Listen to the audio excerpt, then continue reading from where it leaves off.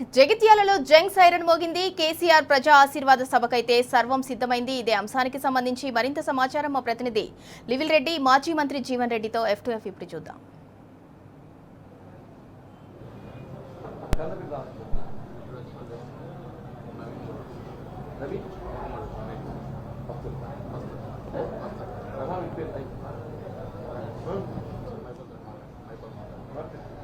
మరికొన్ని గంటల్లో బీఆర్ఎస్ అధినేత కేసీఆర్ సమక్షంలో బీఆర్ఎస్ పార్టీలో చేరిన రాజకీయ ప్రవృత్తుడు 40 సంవత్సరాల సుదీర్ఘ అనుభవం ఉన్న రాజకీయ నాయకుడు జీవన్ రెడ్డి గారు మనతో ఉన్నారు. సార్ చెప్పండి, ప్రధానంగా కాంగ్రెస్ వీడడం నేపథ్యం ఏంది, ఇవాళ బీఆర్ఎస్ పార్టీలో చేరుతున్న విధానం ఏంటి సార్?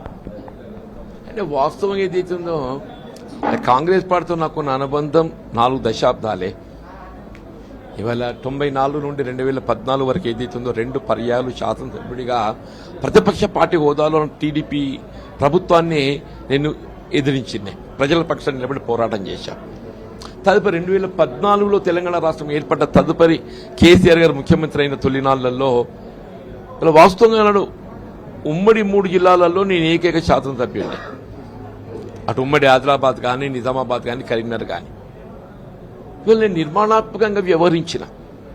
ఇవాళ కేసీఆర్ గారు ముఖ్యమంత్రిగా ఉన్నప్పటికీ వీళ్ళ నియోజకవర్గ అభివృద్ధి కొరకు ఏదైతుందో ఇది అధికార పార్టీ ప్రతిపక్ష పార్టీ అయినట్టు భేద భావన లేకుండా జగిత్యాల నియోజకవర్గానికి సంబంధించినటువంటి ఒక ఏ అభివృద్ధి అయినా కానీ ఆయన పాజిటివ్గా రెస్పాండ్ అయ్యింది.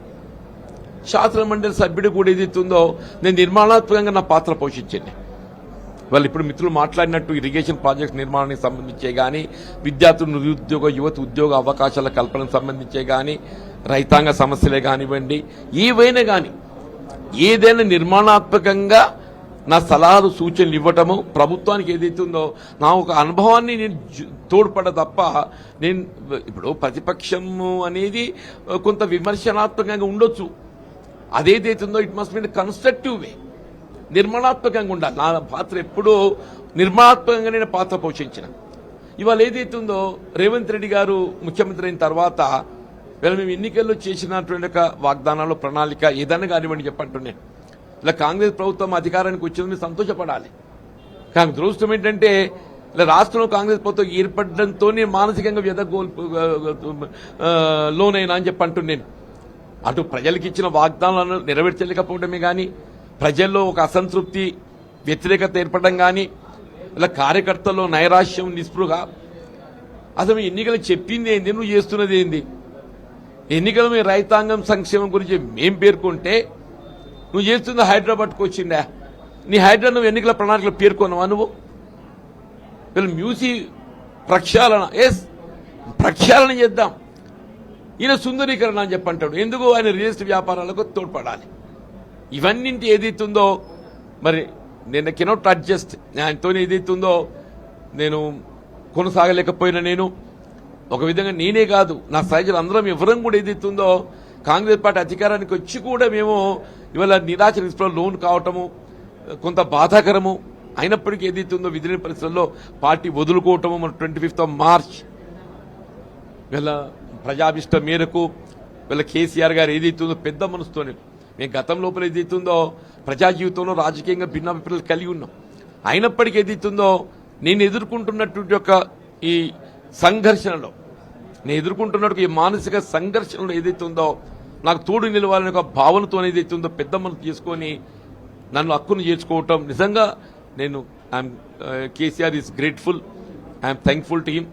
ఆయన నాయకత్వంలో నా శేష జీవితం ప్రజా జీవితం గడపాలని చెప్పి నిర్ణయం తీసుకొని ఈ రోజు ఏదైతుందో బీఆర్ఎస్ పార్టీలో చేరబోతున్నాం. ప్రధానంగా మీరు అన్నట్టు కాంగ్రెస్ పార్టీకి సంబంధించిన చాలా మంది తీవ్ర ఇబ్బందికి గురవుతున్నారు, లోను కొంత మానసిక వేదనకు గురవుతున్నారు. ఈ తరుణంలో కాంగ్రెస్ పార్టీ ముఖ్యమంత్రిగా ఉంటూ ఎన్డీఏ ఎంపీల సమావేశానికి హాజరైన తిరిగి ఎటు చూడొచ్చు ఒక కాంగ్రెస్ ముఖ్యమంత్రిగా ఢిల్లీలో? ఆయన మొత్తం ఎంతవరకు ఏదైతుందో ఎన్డీఏతో సత్సంబంధాలు కొనసాగించుకోవాలనే ఆయన ఆయన అధిష్టానం కాంగ్రెస్ పార్టీ అనుకుంటలేడు. ఆయన అధిష్టానం ఎన్డీఏ అనుకుంటాడు. మా మోడీ హమారా బడా భాయ్ అంటాడు. How can be A prime minister బడా భాయ్? రాజకీయంగా ఇదే ప్రైమ్ మినిస్టర్. డెఫినెట్లీ నీ హక్కుల కోసం పోరాటం చేయాలి. 2 సంవత్సరాలు గడుస్తుందా? నువ్వు 20 సార్లు కలిసిన ప్రధానమంత్రిని కానీ, హోంమంత్రిని కానీ, కేంద్ర మంత్రులను కానీ, నువ్వు ఏం సాధించినావు?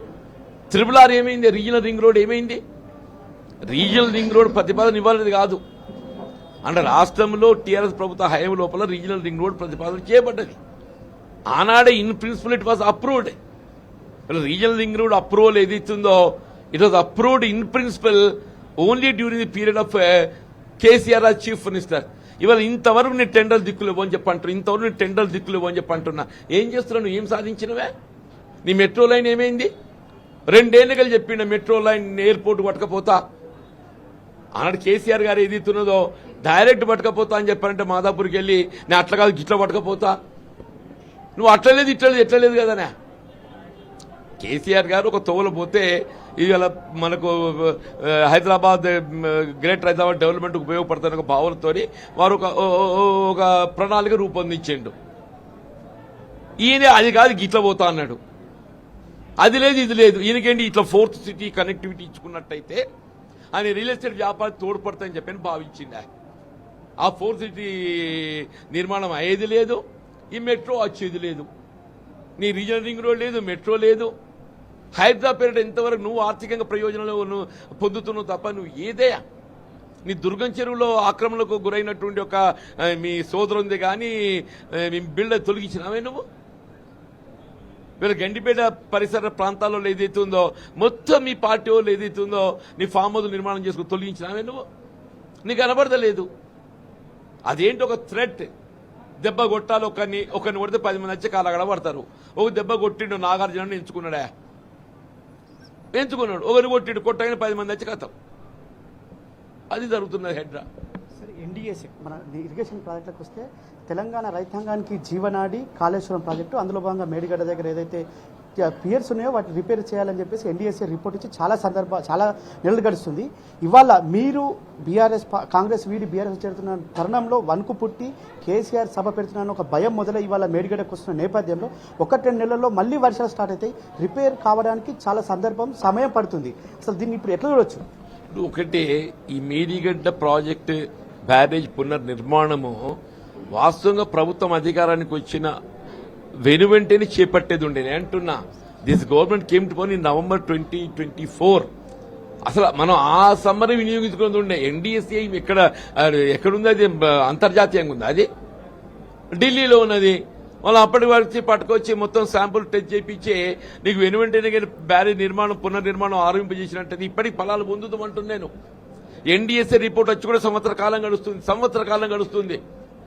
ఎన్డీఎస్ఏ రిపోర్టు సంవత్సరం జాప్యమైంది. ఎన్డీఎస్ఏ రిపోర్ట్ ఇవ్వటమే సంవత్సరం జాప్యమైంది.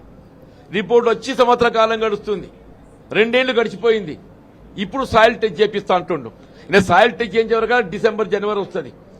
ఈయన సాయిల్ టెస్ట్ చేసే December, January వస్తుంది. మిగిలింది అన్ని 2 ఎండాకాలాలు. మిగిలిన 2 ఎండాకాలాలు. ఓ ఎండాకాలం టెండర్లకే పోతుంది, మళ్ళా వర్షాకాలం వస్తుంది, మళ్ళీ ఎండాకాలం జొల్ల ఎన్నికలు వస్తాయి. మళ్ళీ నువ్వు రాష్ట్రాన్ని ఏం చేయదలుచుకున్నావు? నువ్వు రాష్ట్రాన్ని ఏం చేయదలుచుకున్నావు అంటున్నా. నీకు ఏ ఇబ్బందులు లేని ఆటంకం లేని నువ్వు తుమ్మడేటి నిర్మాణం చేస్తానో ఎందుకు చేయలేకపోయినవే? నువ్వే చెప్పినావు తుమ్మడేటి బ్యారేజ్ నిర్మాణం చేస్తా, ఓ 10,000 కోట్లతో అయిపోతాయి. Only 10,000 crores. బ్యారేజ్కు 4,000 కోట్లు, 5,000 కోట్లు. కెనాల్ రీడిజైనింగ్ 2,000 కోట్లు. జైపూర్ దగ్గర వాగులో వేస్తే డైరెక్ట్ చూసి నిలబడుతుంది. ఆడ ఆల్రెడీ నీకు లిఫ్ట్ ఇరిగేషన్ తయారుందని. అంటే ఏంటి? అసలు అనాలోచితమే కాదు, కేవలం స్వార్థ ప్రయోజనాలు తప్ప ఇంకోట్లేదు. ప్రధానంగా సార్ రైతు బంధు ఆనాడు తెలంగాణ సర్కార్ బీఆర్ఎస్ ప్రభుత్వంలో రైతులకు పెట్టుబడి సాయంగా పంట వేసే మొదటి నెలలోనే రైతులకు కేసీఆర్ అకౌంట్లో జమ చేశారు. కానీ కాంగ్రెస్ రైతు భరోసాని పేరు మార్చి ఇవాళ పంట చేతికొచ్చినాక ఆ పెట్టుబడి సాయం వేయడం, రైతు భరోసాని చేయడం, అది కూడా విడుదల వారిగా చేయడం, ఇవాళ అది మీ సభ ఉందనే చేయడం ఎట్లా చూడవచ్చు? ఇప్పుడు ఆ సభ ముందు కూడా ఎంత చేస్తుండే. నిన్న 1 ఎకరానికి ఇచ్చిండు, ఇవాళ ఇంకొక ఎకరానికి ఇస్తా అని చెప్పి అంటుండు. నాలండు 5 ఎకరాలు ఏం కావాలి? నాకు 2 ఎకరాలకు వస్తుంది. ఇవాళ పంట చేతికి వస్తుంది, కోతలకు వచ్చింది. ఎప్పుడైనా పంట పెట్టుబడి సాయం ఎప్పుడు ఇవ్వాలి? పంట నాటేసినప్పుడు, సాగు చేసినప్పుడు ఇవ్వాలి. పంట కోతకు వచ్చిన తాడే ఇదో 3 పంటలు కొట్టిండు. ఇదేంది? రేపు మళ్ళీ ఖరీఫ్కు లెక్క కడతాడు. రేపు మళ్ళీ ఖరీఫ్ వస్తుంది కదా సార్, జూన్ జూలై లోపల. వీడు ఏం చేస్తాడు? ఈ రబీకి ఆ ఖరీఫ్కు లెంక కట్టి మళ్ళా రాబోయే ఖరీఫ్ని కొడతాడు. అంటే వాస్తవంగా రైతు భరోసా యొక్క దాని బేసిక్ పర్పసే డిఫర్ అయిపోతున్నది. నీ పంటల బీమా పథకం అమలు చేస్తాను, ఏమైందే? పంట బీమా పథకం కార్యరూపం లేదు. ఇవాళ నువ్వు ఆడబిడ్డలు కళ్యాణ లక్ష్మి తులం బంగారం ఇస్తా అన్నావు, ఏమైంది? ఉన్న కేసీఆర్ కిట్ మాయమైంది. వీళ్ళు విద్యార్థులకు ఏదైతే ఫీజు రింబర్స్మెంట్ తెలంగాణ రాష్ట్ర భవిష్యత్తు అంటూ తెలంగాణ రాష్ట్ర భవిష్యత్తు అంటూ నేను ఆ భవిష్యత్తును అంధకారం చేసే విధంగా వీళ్ళ 10,000 కోట్లు నువ్వు ఫీజు రింబర్స్ చెల్లింపు చేయలేక హైకోర్టు మొట్టికాయలు వేసింది. పేరెంట్స్ దగ్గర కలెక్ట్ చేసుకోమని చెప్పిందా? నిరుద్యోగ యువత పాపం అన్నాడు రాహుల్ గాంధీ గారు అశోక్ నగర్ పోయిండు. నా మాట ఇది, మీ ఉద్యోగాలు సంవత్సరాలు 1,00,000 ఇస్తా, నేను మొదటి సంవత్సరం 2 లక్షలు ఇస్తా. ఏమైంది? 2 లక్షలు పోయింది, 1,00,000 పోయింది, అంతా 17,000 ఇచ్చిండు. ఉద్యోగస్తులు ఉపాధ్యాయులు పీఆర్సీ లేదు, డిఈ లేదు, డిఏకి తోడు ఏదైతుందో రిటైర్మెంట్ బెనిఫిట్స్ లేవు. ఇవాళ కాంట్రాక్ట్ అవుట్ సోర్సింగ్ ఉద్యోగం ఉంటుందో ఊడదో ఇవ్వని తెలియదు. ఎలక్ట్రిసిటీ ఆర్టిజాన్స్ ఏదైతుందో ఉచిత విద్యుత్ కార్యక్రమం అమల్లో ప్రధాన పాత్ర పోషిస్తున్నటువంటి కార్మికులు ఏదైతుందో రోడ్డున పడ్డారు. మహిళలకు ఉచిత రవాణా సౌకర్యం కల్పించేటటువంటి రోడ్డు రవాణా సంస్థ కార్మికులు రేపు 22కు రోడ్ ఎక్కబోతున్నారు. అంగన్వాడీ ఆయా కార్యకర్తలు ఆల్రెడీ రోడ్డు మీద ఉన్నారు. ఎవరి సంక్షేమం? నువ్వు ఏం చేస్తున్నావు? నువ్వు నీ బ్యాండ్ వ్యాగన్ తప్ప, నువ్వు మీ వేం నరేందర్ రెడ్డి ఇద్దరు ఓటుకు నోటు తోడు దొంగలు. రేవంత్ రెడ్డి గారు, వేం నరేందర్ రెడ్డి ఇద్దరు ఓటుకు నోటు తోడు దొంగలు తప్ప లాభపడేది వేరెవ్వరు లేడు అని చెప్పి అంటున్నా. సరే, వాళ్ళ కాంగ్రెస్ ప్రభుత్వం వచ్చిన తర్వాత స్కాములే తప్ప స్కీములు లేవని చెప్పి ప్రజలు భావిస్తున్నారు. ఈ నేపథ్యంలో ఇవాళ జగిత్యాలలో ఒక ప్రజా ఆశీర్వాద సభకు రాజకీయంలో సుదీర్ఘ అనుభవం ఉన్న మీరు కావచ్చు, కేసీఆర్ ఇవాళ ఈ సభను పంచుకోనున్నారు.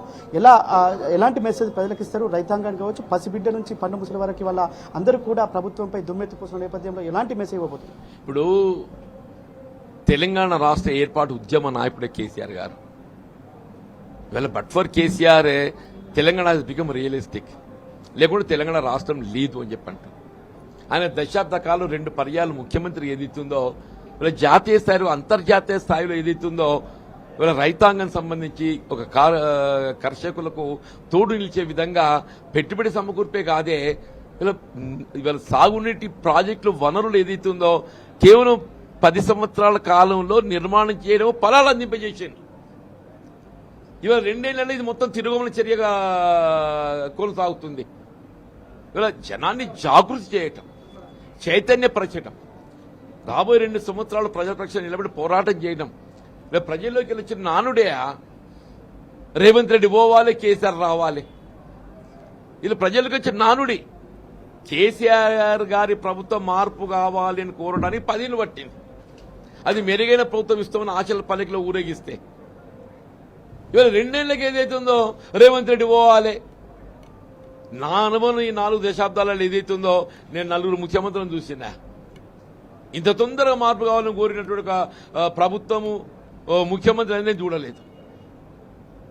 అదేదో మరి కాంగ్రెస్ పార్టీ ఏం చేస్తుందో ఏమో నాకే తెలియదు, కానీ ఇంకో 2 ఏళ్లు భరించాలి.